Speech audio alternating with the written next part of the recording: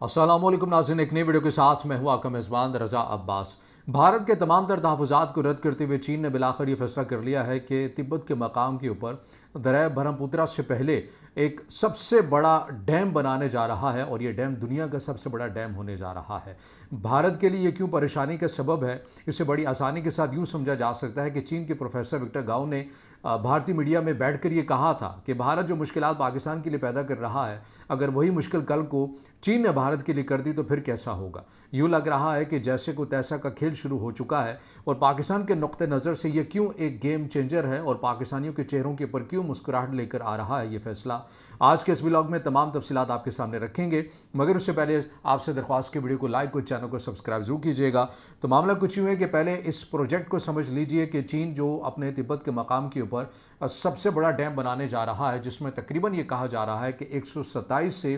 167 अरब dollars की लागत से ये सबसे बड़ा डैम बनाया जा रहा है और इसमें जो बिजली हासिल होगी वो 60,000 मेगावाट होगी, जो कि पाकिस्तान की भी लागत से यानी पाकिस्तान की भी ज़रूरियात से कहीं ज़्यादा ये बिजली फ़कत इस डैम से, क्योंकि इस डैम को दुनिया का सबसे बड़ा डैम भी कहा जा रहा है। और भारत की जानिब से, और जब शेख हसीना वाजद बांग्लादेश के अंदर थी उस वक्त दोनों ममालिक की जानिब से चीन के साथ हमेशा इस मामले के ऊपर अपने तहफ़्फ़ुज़ात का इज़हार किया जाता रहा, लेकिन बिलाखिर चीन ने दोनों ममालिक के जो तहफ़्फ़ुज़ात हैं इन्हें रद्द करते हुए और बिलाखिर ये फैसला किया। और कल ही चीन के जो वज़ीर-ए-आज़म हैं उन्होंने इस मनसूबे के बाकायदा इसको शुरू करने के हवाले से एक तकरीब में भी शिरकत की। मनसूबे का आगाज़ तो इस हवाले से 2024 के अंदर ही इसमें कर दिया गया था, लेकिन काम का जो आगाज़ है वो बाकायदा तौर के ऊपर कल से चीन के वज़ीर-ए-आज़म के हुक्म से जो है वो सिलसिला शुरू हो चुका है। ये भारत के लिए क्यों परेशानी का सबब है, तो ये आपको याद रखना चाहिए कि दरिया ब्रह्मपुत्रा भारत की मैक्सिमम पानी की जो ज़रूरियात हैं उसे पूरा करता है। अरुणाचल प्रदेश और आसाम ये उनके लिए तो बिल्कुल जो ये दरिया है वो एक लाइफ लाइन की हैसियत रखता है और उसी मकाम के ऊपर सबसे बड़ा डैम, दुनिया का सबसे बड़ा डैम बन जाना ये वाक़तन भारत के लिए एक तशवीश है। क्या ये फ़कत डैम ही है या तस्वीराती तौर के ऊपर भी एक अहम कदम है। बिल्कुल इसे एक फ़कत डैम के पॉइंट ऑफ व्यू से नहीं देखा जा सकता, बल्कि चीन के एक तस्वीराती पॉइंट ऑफ व्यू से इक़दाम को भी देखा जा सकता है, क्योंकि वो इस तरह से हमें बात समझ में आती है कि चीन के एक सरकारी थिंक टैंक के जो प्रोफेसर हैं विक्टर गाओ, जो अमूमन भारत के मीडिया के अंदर मुतादिद उन्होंने इंटरव्यूज़ भी दिए,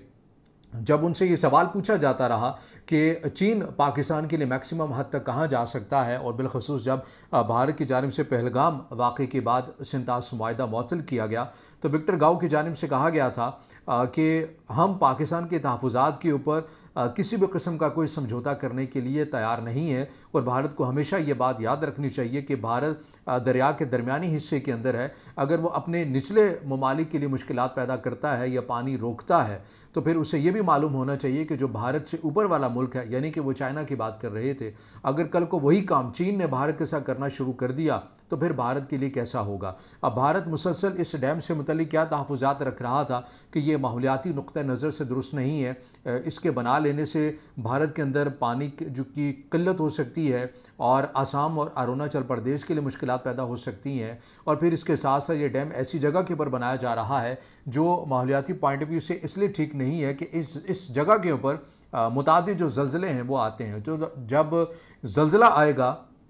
तो उसमें यह होगा कि डैम टूटने का भी खदशा होगा, और अगर डैम टूटा, चूँकि वो दुनिया का सबसे बड़ा डैम है, तो उसमें जो अरुणाचल प्रदेश है, आसाम है, तो इसमें 100% ये चांसेस हैं कि ये जो इलाके हैं भारत के डूब भी सकते हैं। जैसा कि हमने एग्जांपल देखी थी 2000 के अंदर, जब चीन की जानिब से बगैर किसी इतला के पानी छोड़ा गया तो आसाम और अरुणाचल प्रदेश के अंदर की जो सिचुएशन है वो क्या बनी थी वो ऑन द रिकॉर्ड है, और उसमें कितनी इंसानी जानों का ज़िया भी हुआ था वो भी तमाम चीज़ें रिकॉर्ड के ऊपर हैं। अब ये आप इससे कहिए कि इस रवैये को मुनाफ़क़त कहिए या फिर कोई और नाम दे दीजिए, आप कमेंट्स में हमें ज़रूर बताएं, क्योंकि ये वही एतराज़ात है जो पाकिस्तान भारत के साथ कर रहा है। कि पाकिस्तान हमेशा ये कह रहा है कि एक तो आपने सिंतास मुआहदा मुअत्तल कर दिया, दूसरी बात आप ऐसी जगहों के ऊपर डैम बना रहे हैं जो माहौलियाती नुक्ते नज़र से दुरुस्त नहीं है, और फिर आप ऐसी जगह के ऊपर डैम बना रहे हैं जिनसे 100% ये चांसेस हैं कि पाकिस्तान के अंदर पानी की किल्लत पैदा हो सकती है। लेकिन भारत ने हमेशा पाकिस्तान के तहफ़्फ़ुज़ात को रद्द किया कि नहीं, हम पानी रोकने के पॉइंट ऑफ व्यू से नहीं बना रहे, बल्कि हम बिजली की पैदावार के लिए बना रहे हैं।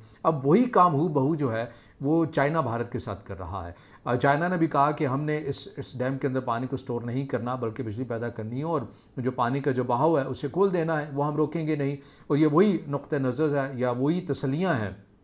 जो भारत पाकिस्तान को भी देता हुआ आ रहा है। और बार बार विक्टर गो यही बात भारत को समझा रहे थे कि आप ऐसा मत कीजिए, सिंतास माहिदा जो आपने मुअत्तल किया है इसके ऊपर आप नज़रसानी करें, क्योंकि अगर आपने ऐसा नहीं किया तो फिर आपके लिए कल को मुश्किलात पैदा हो सकती हैं, और वो मुश्किलात का आगाज़ हो गया है। इसके साथ साथ चीन ने फ़कत ये काम नहीं किया बल्कि मोहम्मद डैम जो पानी का सबसे बड़ा ज़ख़ीरा पाकिस्तान के लिए समझा जा रहा है और फिर बिजली की पैदावार के पॉइंट ऑफ व्यू से बड़ा अहम समझा जा रहा है, उसके ऊपर काम भी तेज़ कर दिया है चीन की जानिब से, क्योंकि उसके ऊपर मुतादिद मुश्किलात हैं। ये वही प्रोजेक्ट है जहाँ पर चीनी इंजीनियर्स को भी निशाना बनाया जाता रहा, प्रॉक्सी वार भी की गई, मगर इन तमाम तर मुश्किलात के, उन चैलेंजेस के बावजूद चीन ने पाकिस्तान के इंतहाई अहम और तस्वीराती तौर के ऊपर अहम जो मनसूबा है मोहम्मद डैम, उसके ऊपर भी काम को तेज़ कर दिया है। आने वाले दिनों के अंदर ऐसा लग रहा है कि चीन मुसलसल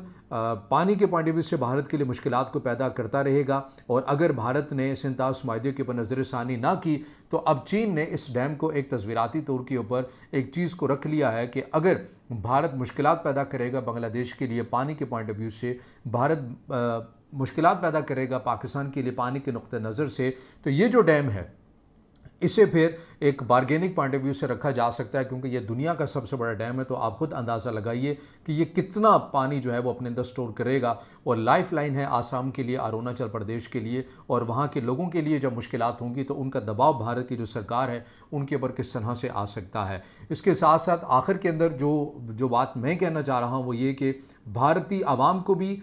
समझना चाहिए, और ज़्यादा भारत की रियासत को समझना चाहिए कि पानी जैसे जो कुदरती जो चीज़ें हैं ये किसी की मिल्कियत नहीं हुआ करते। जब आप किसी की ऐसी चीज़ों के ऊपर अपना हक जताने की बात करते हैं तो फिर ऐसा नहीं है कि तमाम के तमाम जो कार्ड्स हैं ये फ़कत आप ही के पास होंगे, ये किसी दूसरे फरीक के पास भी आ सकते हैं। तो ऐसा लग रहा है कि चीन और पाकिस्तान मिलकर इस मामले के ऊपर आगे बढ़ रहे हैं। अगेन विक्टर गाओ को मैं कोट करूँगा, उनकी स्टेटमेंट है कि पाकिस्तान और चीन के जो ताल्लुकात हैं वो तस्वीराती तौर के ऊपर बहुत मजबूत हो चुके हैं, और कोई भी पाकिस्तान के लिए मुश्किल पैदा करना चाहेगा तो चीन इस मामले के ऊपर किसी भी किस्म का कोई समझौता नहीं करेगा। अब भी वक्त है भारत के पास कि सिंतास माहिदा मुअत्तल करने के नुक्ते नज़र से देखे, और ख़ुद को खित्ते के अंदर अदम इस्तेहकाम फैलाने वाले उनसर के अंदर या ग्रोह के अंदर शामिल ना करें, बल्कि बेहतर तौर के ऊपर तमाम ममालिक के साथ मिलजुल कर आगे बढ़े। इसी में भारत की भी बेहतरी है, इसी में खित्ते के दीगर जो ममालिक है उनकी भी बेहतरी है और उनकी आवाम की भी बेहतरी है।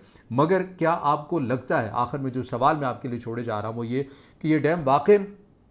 एक गेम चेंजर साबित हो सकता है पाकिस्तान के नुक्ते नज़र से? क्या वाकई जो भारत की आबी जारियत है वो इससे रुकेगी, या आपको लगता है कि नहीं भारत इसी पॉलिसी के ऊपर गामजन रहेगा? इस सवाल का जवाब आपने मुझे कमेंट में देना है, वीडियो को लाइक करना है, दोस्तों तक शेयर करना है और चैनल को सब्सक्राइब भी।